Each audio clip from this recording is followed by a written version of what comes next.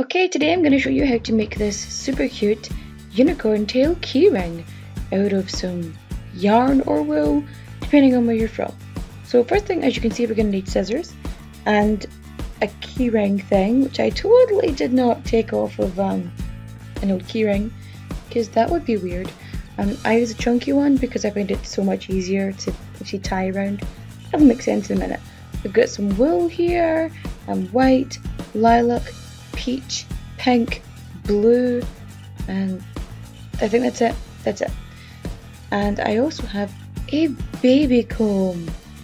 Now, yes, usually I use a dog brush, but my wool was too thin for that, long story short. So first thing you're going to do is you're going to take some wool and you're going to measure it the length. I've gone here, which is the length of my forearm, so from wrist to the inside of my elbow there, and that is double the length that I need. So I just measure that out every single time until I've got a bunch. I usually go for about 8 strands in total. I just think it's easier to work with numbers of 2. I don't know why. So we're going to fold it in half, and you're just going to cut through your little loops. Just remember to use good scissors and not, old scissors that are, stuck and difficult to cut through wool, because they're difficult. So you measure them all out, you get an extra bit of wool or yarn, depending where you're from, and you tie that very tightly like a little bunch right in the center.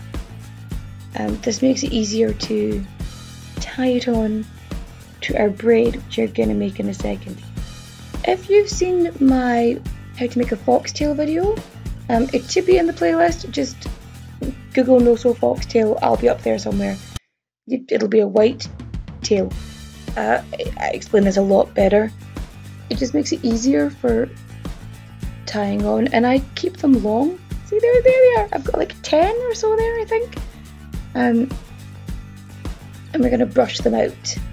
Now, as you can see here, I'm using the baby comb to brush it out, and yeah, you can use a hand carder, which someone suggested to me recently, the same thing used for felting, and I may get, because that actually looks like it'll work a lot better, especially with the thinner wool that I've been using here.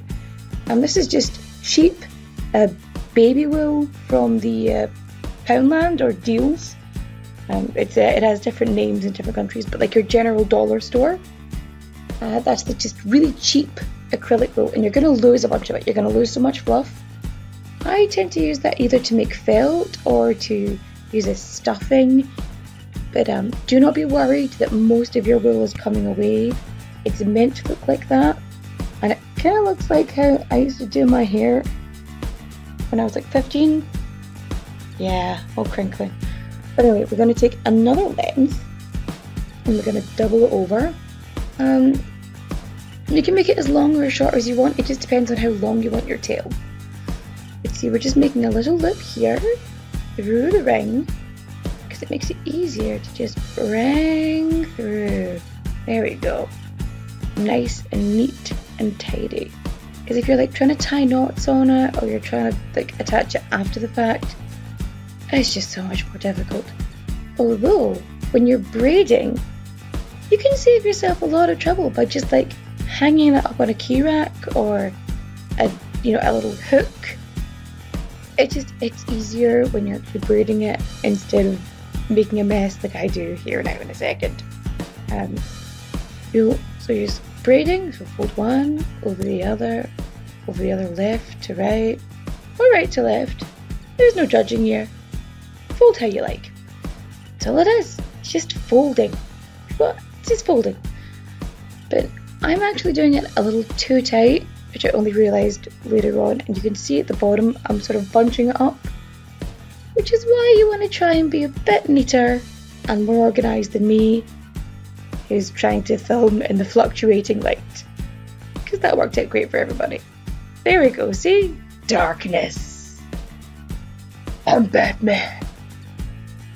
So yeah, I just made this about the length of my hand, and even though you're making it loose, see that mess?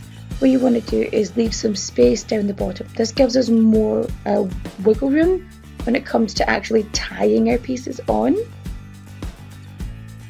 So as you can see down here, we're just going to tie a little knot down the bottom. And see, it's removed that down. Then what I did here is, again, as you can see, quite tight up top there. But instead of sorting out the mess at the bottom, I just cut it. There you go, snip snip. So what I'm going to do here is I just brushed it out and then ironed it. You can use hair straighteners, you can use a steam iron, the kind of thing you use for pressing your clothes. Trouser press maybe, I don't know. But you have to use everything on the lowest heat, otherwise it will just melt.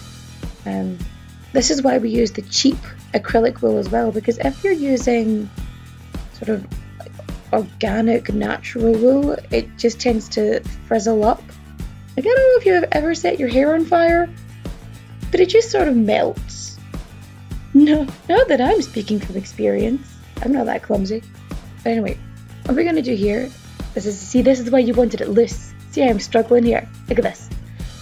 You're pulling one of the little braid strands on the right hand side, and you're just going to take your little ironed tuft. That's what they're called, tufts. There we go. Right through, and you're just going to tie it. I'm flipping over, and I'm so delicate here, tying this up, like crazy delicate. I am not this delicate as usual, so because there's a camera on and so you have to see what I'm doing, usually I just slap it together and hope for the best. So I do a double knot here, just for extra security, because sometimes I just cut the threads off, but I'm not going to do that with this, and you'll see why in a second. So you just move on, you know, you've done a side on the right, we're going to move over to the left, and we're going to do it again here. I'm going to take another tuft, and I think I use a darker colour this time. I think. Did I? Yes, blue! Darker. So we're just going to do the same thing as we did before. We're just going to put it in through the hole, bring the thread around the back, and we're just going to tie that on. I'm just going to flip this down on the table because it's easier and you can still kind of see what I'm doing.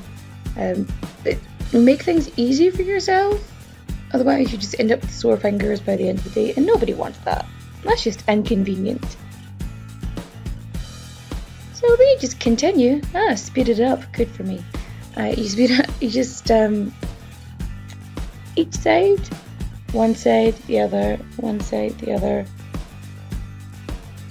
Just work your way to the top. It's small enough, and these are fluffy enough that you could even maybe skip one, depending on how thick and fluffy you want it to be.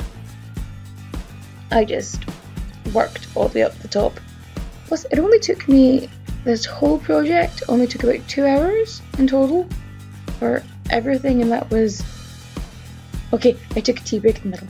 But see, what I've done here is, you see you've got the extra strands from before. I'm just going to brush them and iron them out, and ta-da! Beautiful unicorn tail.